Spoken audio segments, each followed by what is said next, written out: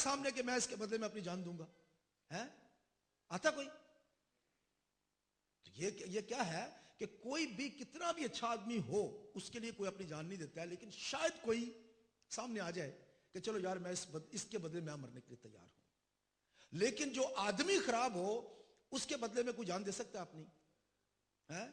کوئی نہیں دے سکتا ہے. لیکن ہم گناہگار تھے، حد سے زیادہ برے تھے اور کسی طرح سے بھی معافی کے قابل نہیں تھے، لیکن خدا نے ہم سے اتنی محبت کی کہ اس نے اپنے بیٹے کو ہمارے لیے قربان کر دیا. یہ محبت ہے. محبت یہ نہیں ہے کہ جب تک میں تمہیں کچھ دیتا رہوں گا تمہاری میری محبت ہے، جب وہ اس سے کچھ ملتا رہے گا ہماری محبت ہے. نہیں، خدا کی محبت یہ ہے کہ اس نے جب ہم گناہگار تھے، جب ہم کمزور تھے کہ ہم اس گناہ سے باہر نہیں نکل سکتے تھے، ہم اس سے چھٹکارا نہیں پا سکتے تھے، اس وقت خدا کی محبت ہم پر اس طرح ظاہر ہوئی ہے کہ اس نے خداوند یسوع مسیح کو اس دنیا میں بھیجا تاکہ ہمارے لیے وہ اپنی جان دے اور ہم ہمیشہ کی زندگی کے وارث بن سکیں. تو دینا خدا نے کیا کہ نا کہ ایک کتنا برا آدمی ہے لیکن اس کے لیے خدا نے اپنی جان دے دی نا اس نے. تو پھر محبت تو یہ ہوئی نا. محبت یہ ہے کہ باوجود برا ہونے کے اس نے ہمارے لیے اس نے اپنی جان دی ہے. تو محبت جو ہے یہ سب سے پہلے پاک روح ہمارے دلوں میں خدا کی محبت کیسے ڈالتا ہے کہ جب اس نے ہمیں چھڑا دیا ہے، اس نے نجات دی ہے، بچایا ہے، تو اب ہم ہیں جب ہم اس کے حضور میں آ کر اپنے آپ کو کہتے ہیں خدا واقعی تو عظیم ہے. اس سے محبت کرنا جو ہے یہ ہمارے دل سے ہے، یہ کہیں ہمارے باہر سے نہیں ہے، یہ ظاہری طور پر نہیں ہے کہ ہم کہیں کہ ہم خدا سے محبت کرتے ہیں، بلکہ خدا سے محبت جو ہے وہ ہمارے دلوں کے اندر سے نکلتی ہے کیونکہ پاک روح نے ہمارے دلوں کے اندر خدا کی محبت جو ہے وہ ڈالی ہے. تو پہلی بات یہ ہے کہ خدا جو ہے کیونکہ وہ محبت ہے، جب اس کی محبت ہمارے دلوں میں ہے تو اس کے بعد ہم دوسروں سے بھی محبت کر سکتے ہیں،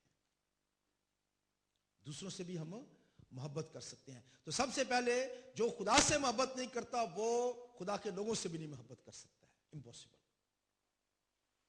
میں نے آپ کو بہت دفعہ ایک واقعہ آپ کو بتایا، میں نے خدا کے کلام میں سے ایک بات سکھائی ہے. خدا یسوع مسیح کے پاس ایک شخص آیا اور اگر خدا یسوع مسیح سے کہا کہ میں کون سے حکم پر عمل کروں کہ میں ہمیشہ کی زندگی پاؤں، تو خدا یسوع مسیح نے، اگر آپ میرے ساتھ یہ حوالہ دیکھیں،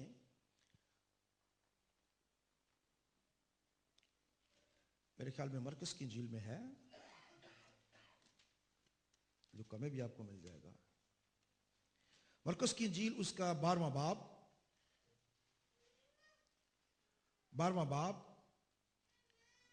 اور اس کی 28 آیت سے پڑھیں جی. اور فقیوں میں سے ایک نے ان کو بحث کرتے سن کر جان لیا کہ اس نے ان کو خوب جواب دیا ہے. وہ پاس آیا اور اس سے پوچھا کہ سب حکموں میں اول کون سا ہے؟ یسوع نے جواب دیا کہ اول یہ ہے، اے اسرائیل سن، خداوند ہمارا خدا ایک ہی خداوند ہے، اور تو خداوند اپنے خدا سے اپنے سارے دل اور اپنی ساری جان اور اپنی ساری عقل، اپنی ساری طاقت سے محبت رکھ.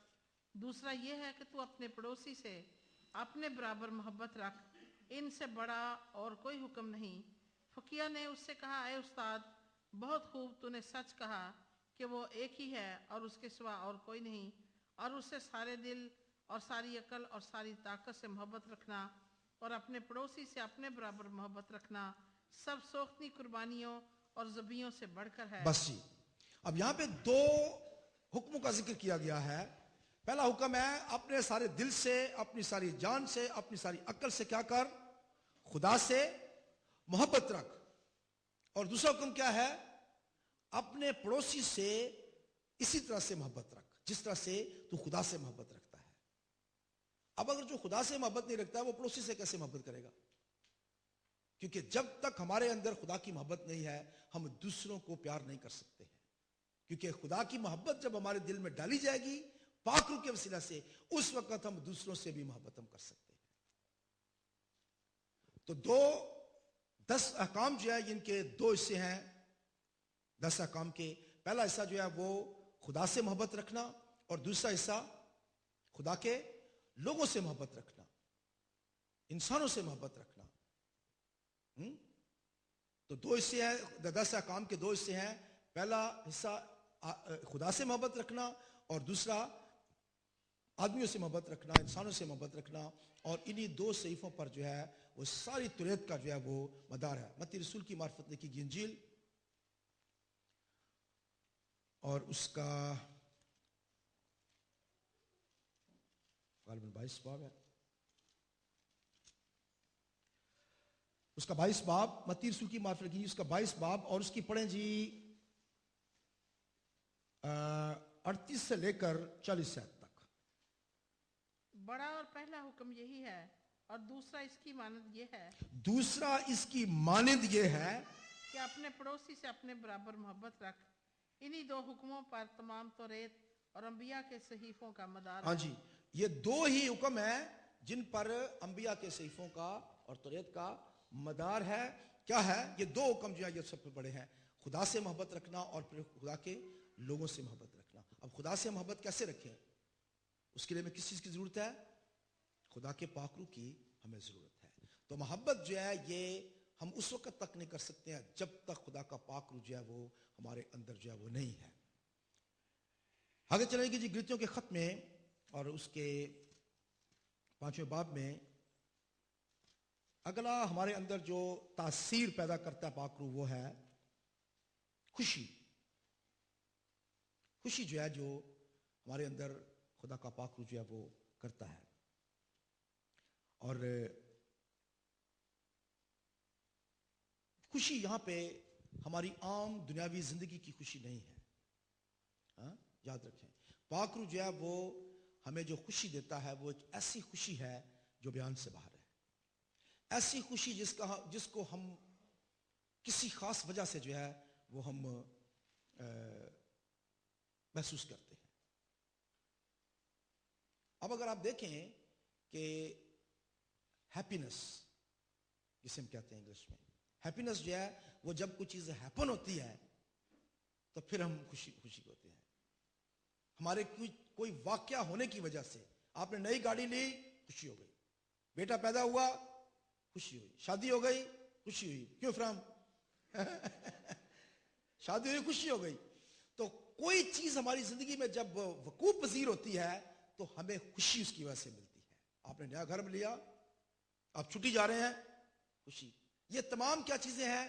واقعات ہیں جن سے ہمیں خوشی ملتی ہے۔ اگر یہ واقعات نہ ہوں تو ہمیں خوشی نہیں ہے۔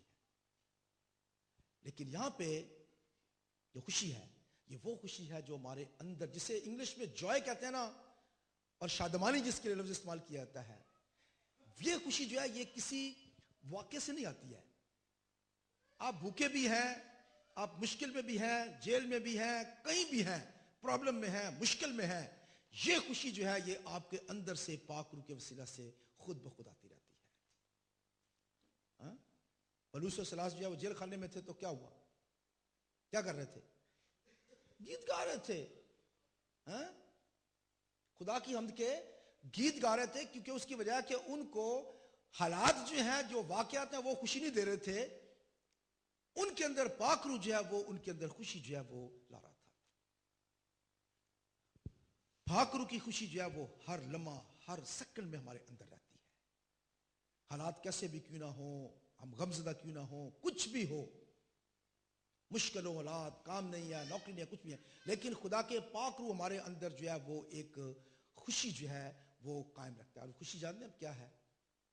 وہ خوشی یہ ہے کہ ہم اس دنیا کے نہیں ہیں، جو کچھ بھی ہو جائے آخرکار ہمیں خدا کے پاس جانا ہے اور وہاں پہ ہمیں ہمیشہ ہمیشہ کے لیے رہنا ہے۔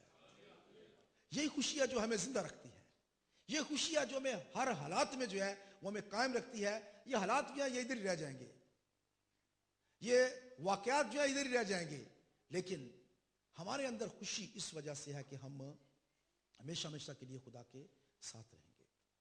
اس کے بعد نیکسٹ جو ہماری تاثیر ہے جو پاک روح ہمارے اندر پیدا کرتا ہے وہ ہے اطمینان۔ یاد رکھیں کہ انسان بنیادی طور پر جو ہے وہ ڈسٹرب ہے، ہر وقت اس کے اندر دماغ کے اندر گھومتی رہتی ہیں باتیں، یہ کیسے ہوگا، یہ کیسے ہوگا، وہ کیسے ہوگا، اس کو اطمینان نہیں ہے۔ ہم کتنا بھی پرسکون ہم رہنے کی کوشش کریں، امپاسبل، اطمینان جو ہے وہ ہماری زندگی میں نہیں آ سکتا ہے۔ یہاں سے آپ کام پہ نکلے دبئی جانا ہے آپ ٹنگے رہتے ہیں جب تک آپ کام پہ نہیں پہنچ جاتے ہیں، کیونکہ آپ کو پتا ہے کہ ٹریفک ہے، یہ ہے وہ، فکر فکر فکر، جہاں دیر ہو جائے گی اور باس کیا کہے گا، کام سے نہ کہیں نکال دیا جاؤں، یہ نہ ہو جائے وہ نہ ہو جائے۔ ہماری زندگی کا اطمینان جو ہے وہ